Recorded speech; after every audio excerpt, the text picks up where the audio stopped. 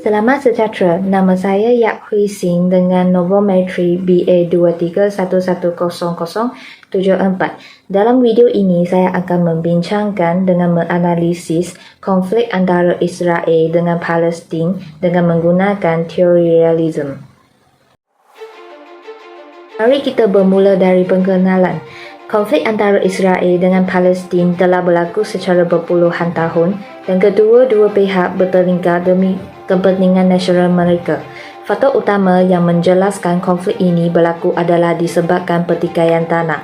Kedua-dua pihak mengklaim hak ke atas tanah yang sama, dengan orang Yahudi melihat tanah tersebut sebagai tanah bersejarah mereka berdasarkan teks-teks agama, sementara orang Palestin menganggapkannya sebagai rumah mereka yang telah dirampas. Konflik di Gaza yang bermula pada 7 Oktober tahun 2023 apabila Hamas melancarkan serangan mengejut ke atas Israel, dan serangan ini memicu balasan kecederaan yang besar dari Israel, dan akhirnya pertempuran ini mengakibatkan kematian yang tinggi dengan laporan menyebut hampir 400 orang. Kebanyakan mereka adalah wanita dan kanak-kanak terkorban akibat serangan sejak konflik bermula. Situasi ini melihat impak besar terhadap kestabilan keserantau dan keseimbangan kuasa di seluruh dunia. Konflik ini dapat dijelaskan dengan menggunakan teori realism di mana kedua-dua pihak menyelesaikan segala pertikaian melalui peperangan. Institut Pengajian Islam Lanjutan Antarabangsa iaitu IAIS mengatakan bahawa konflik di Gaza telah lama menjadi tumpuan serantau dan perhatian antarabangsa yang mencerminkan ancaman geopolitik dan dinamik kuasa yang lebih luas. Maka, video ini akan memfokuskan kepada dinamik kuasa, kepentingan strategi dan keselamatan negara melalui teori realism. Teori realism boleh dikenalikan sebagai salah satu pendekatan teori utama yang digunakan dalam konteks hubungan antarabangsa. Teori ini terbahagi kepada tiga iaitu classical realism, modern realism dan structural realism. Terdapat beberapa konsep utama dalam teori realism iaitu keseimbangan kuasa, kepentingan nasional dan keselamatan kolektif. Menurut Muhammad Suhaili bin Muhaimi yang menjelaskan bahawa kemunculan semula realism pada era moden adalah dikesan selepas Perang Dunia Pertama, khususnya selepas kegagalan Liga Bangsa mewujudkan keamanan global sehingga tercetusnya Perang Dunia Kedua.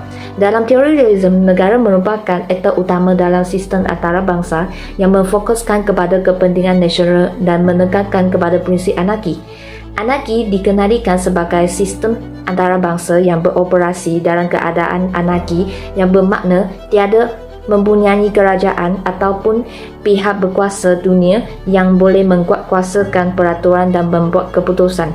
Realis berpendapat bahawa anarki merupakan ciri persekitaran antarabangsa yang menjadikan politik domestik berbeza daripada politik antarabangsa, dan dalam hal ini tingkat laku aktor politik dipantau dan oleh peraturan dikuatkuasakan oleh kerajaan tunggal dalam sistem politik domestik. Manakala dalam sistem politik antarabangsa, konflik berkemungkinan besar kerana tiada sistem undang-undang dan penguatkuasaan. Dalam situasi anarki, apa-apa keuntungan kuasa oleh satu negara adalah sama dengan ancaman kepada negara lain. Hal ini dikatakan demikian kerana dalam teori realism, negara adalah bergantung kepada pertahanan sendiri tanpa bantuan negara lain, dan konflik kepentingan nasional untuk negara adalah bagi mendapatkan keseimbangan kuasa antara satu sama lain. Dalam konteks ini, keseimbangan kuasa atau balance of power boleh dikenalikan sebagai suatu situasi sesebuah negara menggunakan kuasa yang mereka ada ke atas negara lain bagi mengimbangi kuasa. Keseimbangan kuasa dalam teori realism adalah sangat penting antara sesebuah negara dengan negara lain untuk mengelakkan berlakunya ancaman keselamatan negara dengan negara yang kuat mendominasikan negara yang lemah. Sesebuah negara akan menggunakan 3 strategi bagi mencapaikan keseimbangan kuasa dengan melalui pensenjataan, pakatan dan gabungan. Dengan itu, sesebuah negara dapat menjamin keamanan dan keselamatan serta mengelakkan peperangan yang berskala besar apabila mereka dapat mengekalkan tahap keseimbangan kuasa. Dalam objektif satu iaitu dinamik kuasa, perang Israel dengan Palestin telah menunjukkan mereka saling bersaing untuk mendapatkan kuasa. Mereka berada dalam keadaan keseimbangan kuasa. Dengan bantuan ketedaraan daripada Amerika Syarikat, Israel memiliki kekuatan ketedaraan yang lebih besar berbanding dengan Palestin. Hal ini menjadikan Israel mendominasi dalam berbagai aspek termasuk politik dan ekonomi. Teori realisme melihatkan kekuatan ketedaraan sebagai faktor utama yang menentukan keberlangsungan dan pengaruh sesebuah negara di peringkat antarabangsa. Israel yang mencuba menyeimbangi kuasa Palestin menyebabkan Palestin terpaksa bertindak defensif bagi mempertahankan hak dan wilayah mereka. Kedua iaitu kepentingan strategi. Kepentingan strategi dalam konflik antara Israel dengan Palestin boleh dilihat sebagai tujuan melindungi keselamatan nasional dan menjamin kesejahteraan sesebuah negara. Dalam perspektif realism, negara akan bertindak agresif bagi menjamin kepentingan nasional. Hal ini kerana realis melihatkan segala pertikaian perlu diselesaikan melalui peperangan. Sebagai contoh, Israel melihatkan kehadiran Hamas di Gaza sebagai ancaman keselamatannya.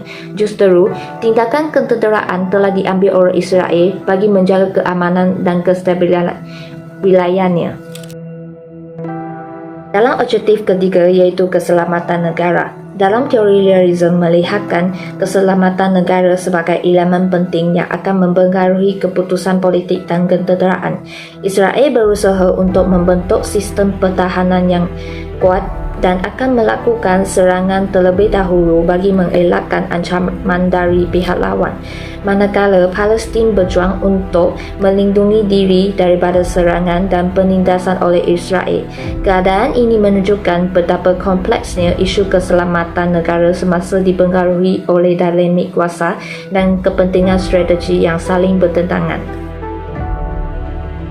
Secara kesimpulannya, jelaslah bahawa analisis konflik di Lembah Gaza melalui teori realisme yang memfokus kepada dinamik kuasa, kepentingan strategi dan keselamatan negara adalah saling mempengaruhi perilaku antara kedua-dua pihak. Teori realisme melihatkan konflik Israel dengan Palestin berlaku adalah disebabkan mereka bersaing untuk kepentingan nasional mereka. Dan keadaan sistem antarabangsa yang anarki mendorong lagi konflik ini berlaku untuk saling menyeimbangi kuasa antara satu sama lain.